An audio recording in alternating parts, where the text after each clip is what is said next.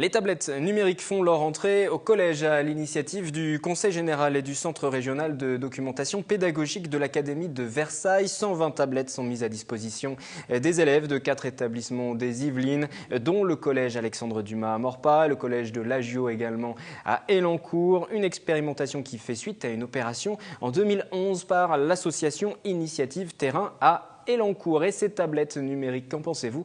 Faut-il qu'elles se développent dans les écoles? Nous sommes allés poser la question à quelques Saint-Quentinois. À première vue, quand on utilise l'outil numérique avec les tableaux numériques, ça plaît aux élèves, mais on perd encore un petit peu de temps. Ça peut être bien parce que aujourd'hui on est dans l'ère de l'informatique, donc c'est bien de faciliter l'apprentissage par ce genre de moyens. Après, est-ce que c'est bien à long terme? Ça, je sais pas. Pour les plus petits, je sais pas, mais pour les autres, c'est très très bien. C'est comme tout, je pense qu'il faut que ce soit avec modération et puis utilisé à bon escient. L'évolution n'a toujours pas que des mauvais côtés. Je pense qu'il ne faut pas être fermé non plus à tout, mais il faut en faire bon usage.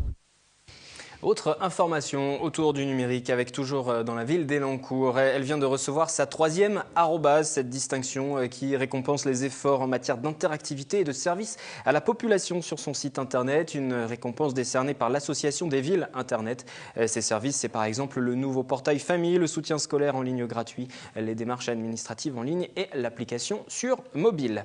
Et puisque l'on parle d'application sur mobile, la ville de Maurepas développe également une application dédiée au magazine municipal pour les tablettes numériques sous Android ou sous système Apple également. Les possesseurs d'un iPad ou d'une tablette peuvent donc désormais s'abonner gratuitement en téléchargeant l'application. Ce e-magazine Maurepas est disponible dès à présent. Et d'ailleurs, si vous êtes amateur de toutes ces nouvelles technologies, nous en parlerons tout à l'heure lors de la chronique de l'innovation avec Valérie Auribeau. Nous parlerons du Li-Fi, ce nouveau moyen de transmettre des informations à travers la lumière.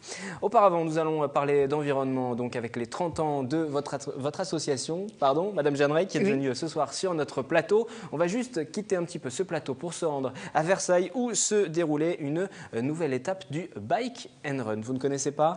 Vous allez découvrir. Je vais découvrir. 300 équipes adultes, 180 équipes jeunes. Reportées en raison de la neige, le Bike and Run 2013 aura finalement tenu toutes ses promesses ce week-end. On va s'amuser plus qu'autre chose, on n'y va pas pour faire un chrono, passer du bon temps, voilà, tout simplement. Un parcours d'environ 13 km dans le parc du château de Versailles autour de la pièce d'eau des Suisses. VTT et course à pied en équipe. Au-delà de l'aspect physique, la compétition met également les neurones à contribution. À quel moment effectuer le relais avec son binôme? Quelle est la meilleure tactique à mettre en place? Ce qui est important, c'est dans les run and bike, c'est surtout de préparer avec son coéquipier les changements de vélo notamment. Pour avoir un peu une stratégie en fonction des parcours, c'est ça qui est finalement assez important. Si la plupart des concurrents venaient en amateur, les sportifs de haut niveau ont signé de bonnes performances. Une occasion pour eux de préparer les prochaines compétitions de triathlon. La victoire revient au duo Ferreira-Combalusier en 44 minutes et 15 secondes. Effectivement, j'ai gagné les 4 éditions précédentes avec 4 équipiers différents. L'idée, c'est que j'essaie d'avoir toujours un équipier différent par année. Mais je suis un jeune papa avec un petit Noé de 11 mois. Et je suis passé, on va dire, de plus de 15 heures d'entraînement par semaine à 5. Donc c'était pas du tout fait. J'ai eu un équipier hors norme cette année. Et puis c'est vrai que le bike and run, c'est quand même une de mes disciplines de prédilection qui correspond à mes qualités physiques. C'était un parcours assez beau avec des bonnes côtes à monter aussi. Derrière, il y avait une grosse côte de 300 mètres assez raide. Ouais, il y avait beaucoup de beau, c'est glissant, t'as pas d'appui, c'est assez dur. Prochain rendez-vous à Versailles, le championnat de France avec le triathlon du Roi les 11 et 12 mai.